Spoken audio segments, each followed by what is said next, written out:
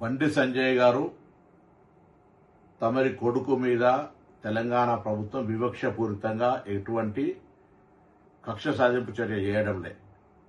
మీ పట్ల మీరు కేంద్ర మంత్రిగా మీరే స్వయంగా మీ కుమారుడిపై వచ్చిన ఆరోపణలను నిష్పక్షపాతంగా విచారణ చేయడానికి కోరాల్సింది.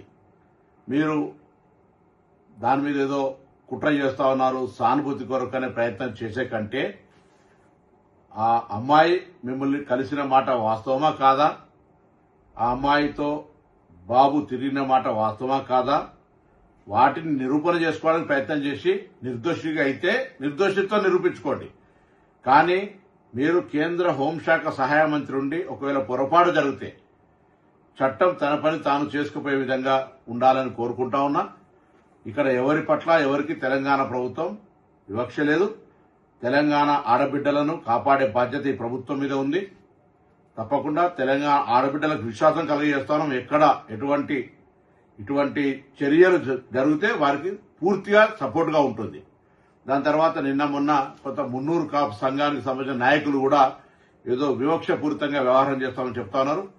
నాకున్న సమాచారం మేరకు ఆ అమ్మాయి కూడా సేమ్ మున్నూరు కాపు వర్గానికి సంబంధించిన అమ్మాయి అని తెలిసింది. కాబట్టి ఇందులో ఎవరిని బ్లేమ్ చేయడానికి వాడుతున్నటువంటి అంశం లేదు ఇందులో.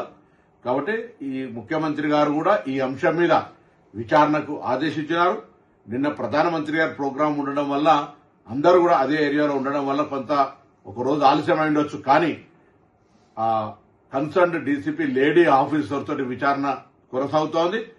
దోషి ఎవరు కూడా తప్పించుకొని పోలేరు, ఎంతటి పెద్దవాళ్ళైనా అనేటువంటిది ప్రభుత్వం అంతే కఠినంగా అంతే సీరియస్ గా వ్యవహారం చేస్తుందని గౌరవ ముఖ్యమంత్రి గారే స్వయంగా మరి డీజీపీ గారిని ఆదేశించినారు. తప్పకుండా ఆ కుటుంబానికి కూడా తెలంగాణ ప్రభుత్వం తెలియజేస్తున్నాం. ఎటువంటి ఆందోళన విచారణలో ఏదైనా నాయకత్వ ఒత్తిడి జరిగి మార్పు జరుగుతుందని మీరు అపోహపడే అవసరం లేదు. తప్పకుండా ఇది ప్రజాస్వామ్యం. మీకు జరిగినటువంటి అన్యాయంగా మీరు అది ఒకవేళ తప్పకుండా అటువంటి సంఘటనలు జరిగి ఉండుంటే దోషి మీద ఎటువంటి శిక్షకు వెనుకాడిగే ప్రశ్న లేనేలేదు. కాబట్టి నేను ఈ సందర్భంలో మరొకసారి మా పార్లమెంటు సభ్యుడిగా మరి కష్టపడి రాజకీయాల్లోకి వచ్చినారు, బ్యాక్వర్డ్ క్లాస్ అంటా ఉన్నారు. దానికి ఎక్కడ కూడా అవన్నీ కూడా ఈ సంబంధించిన ఇష్యూకు సంబంధం లేదు. కాబట్టి మీ పట్ల డెఫినెట్లీ అయితే మా పార్లమెంటు మెంబర్ గా మీకు రెస్పెక్ట్ అనేటువంటిది రెస్పెక్టే. కానీ ఇటువంటి సంఘటనల పట్ల మనం వ్యక్తిత్వానికే మచ్చగలిగేటప్పుడు మనమే ఒక అడుగు ముందుకేసి అటువంటి దానికి విచారణకు సహకరించి మనం చేయాల్సి వస్తుంది. లేకపోతే అధికారాన్ని వినియోగించుకొని మనం విచారణకు అడ్డంగా పోయేటువంటి పరిస్థితుల వల్ల మనం దానికి వ్యవహరిస్తున్నట్టు వస్తే ప్రజాస్వామ్యం గౌరవించదు అనే మాటలు దయచేసి బండి సంజయ్ గమనించాలని కోరుతా ఉన్నా.